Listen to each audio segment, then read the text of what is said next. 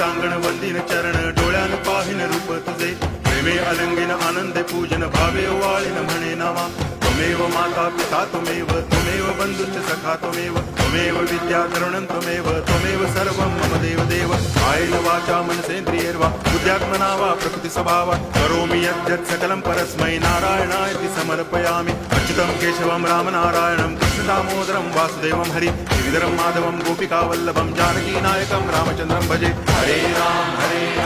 Ram Ram Hare Hare Hare Krishna